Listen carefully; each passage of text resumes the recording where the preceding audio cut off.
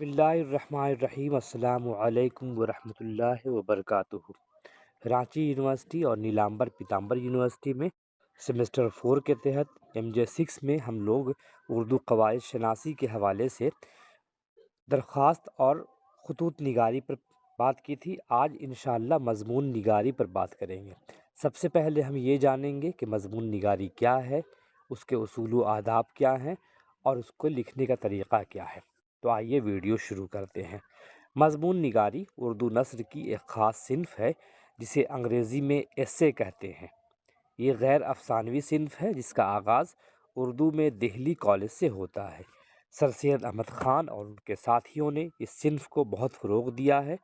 मज़मून की तारीफ़ इस तरह की जाती है कि किसी मौज़ू पर अपने ख़यालात को मरबूत और मुदल्लल अंदाज़ में इस तरह पेश करना कि पढ़ने वाला उसको समझ कर मुतासिर हो सके, मज़मून कहलाता है।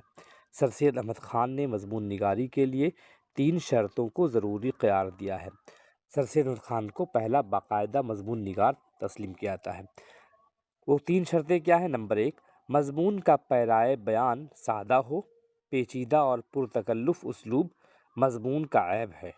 नंबर 2, मज़मून की दूसरी शर्त ये है कि जो ख़यालात और जो बातें उसमें पेश की जाएँ उनमें दिलकशी हो।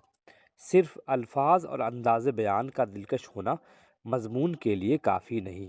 नंबर 3, तीसरी और आखिरी शर्त अच्छे मज़मून के लिए ये है कि मज़मून निगार के दिल में जो बात हो वो पढ़ने वालों तक पहुँचे। इससे मुराद ये है कि मज़मून में जो ख़यालात पेश किए जाएँ वो इस तरह मरबूत हों जिस तरह ज़ंजीर की कड़ियाँ एक दूसरे से मरबूत होती हैं। ख़यालात में रब्त ना होना और इंतशार का पाया जाना मज़मून का ऐब है। हर पैराग्राफ अपने पहले पैराग्राफ से फ़िक्री सतह पर जुड़ा हुआ होना चाहिए। आम तौर पर हर मज़मून के 3 हिस्से होते हैं। नंबर 1 तमहीद, नंबर 2 अस्ल मज़मून, नंबर 3 इख्तिताम या अंजाम। सबसे पहले तमहीद पर बात करते हैं। मज़मून का इब्तिदाई हिस्सा तमहीद कहलाता है।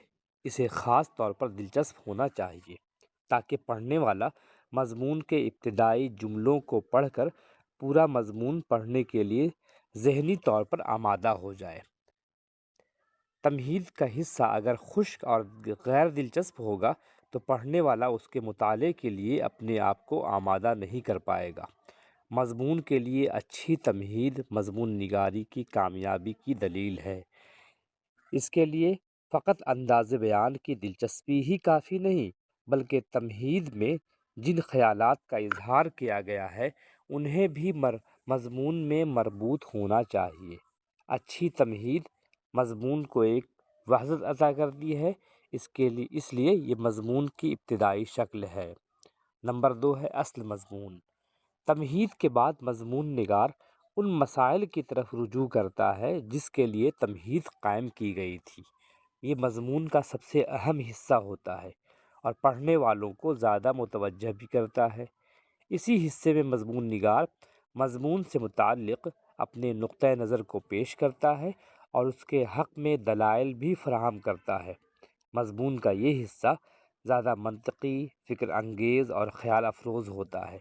मज़मून निगार इस हिस्से में मौजू से मुताल्लिक़ मुख्तलिफ़ तनक़ीदी जायज़ा भी लेता है। इस हिस्से की खूबी ये बताई जाती है कि इसमें जज़्बाती पैराए बयान से परहेज़ किया जाए और फ़कत अपनी ज़ाती पसंद और नापसंद की बुनियाद पर दलाइल कायम करने के बजाय मंतिकी इस्तिदलाल की रोशनी में किसी नतीजे तक पहुँचने की कोशिश की जाए। मज़मून के इस हिस्से में असल मसले के तमाम पहलुओं को रोशन करके सामने आ जाता है और पढ़ने वाला भी अक्ल की रहनुमाई में रफ्ता रफ्ता मज़मून निगार का हम ख्याल हो जाता है। मज़मून का ये हिस्सा बाकी हिस्सों के मुकाबले में तवील होता है और कई पैराग्राफ पर मुश्तमिल होता है। नंबर 3 है इख्तिताम। मज़मून का आखिरी हिस्सा इख्तितामिया कहलाता है। इस हिस्से में मज़मून निगार मज़मून में बयान किए गए तमाम पहलुओं को कम से कम अल्फाज में समेट कर हासिल कलाम बयान करता है। मज़मून के दरमियानी हिस्से में जो तफसीलात पेश की गई थी اور موضوع کے متعلق پہلوؤں کا جائزہ لیا گیا تھا۔ اس سے برآمد ہونے والے نتائج اختتامیہ میں نہایت مؤثر انداز میں پیش کیے جاتے ہیں۔ اختتامیہ کی یہ خوبی سمجھی جاتی ہے کہ اس کو پڑھ لینے کے بعد قاری کے ذہن میں کوئی تشنگی باقی نہ رہ جائے اور موضوع کے متعلق قاری مضمون نگار کے خیالات سے پوری طرح اتفاق کر لے۔ اختتامیہ میں جو نتائج پیش کیے جاتے ہیں، اگر ان کی پیشکش کا انداز واضح، اطمینان بخش اور مؤثر نہیں ہوگا تو پڑھنے والا ذہنی الجھنوں کا شکار ہو جائے گا، اور یہ اختتامیہ کا عیب ہے۔ پورے مضمون کو چند جملوں میں اس طرح سمیٹ لینا کہ تمام ضروری پہلو سامنے آ جائے اگرچہ دشوار ہوتا ہے، لیکن اچھے اختتامیہ کی یہی خوبی سمجھی جاتی ہے۔ اب چند معاون کتابیں ہیں جنہیں آپ رکھ کر مضمون نویسی کے حوالے سے اور ضابطے جان سکتے ہیں۔ پہلی اہم کتاب ہے مضمون نگاری، علامہ اخلاق دہلوی کی۔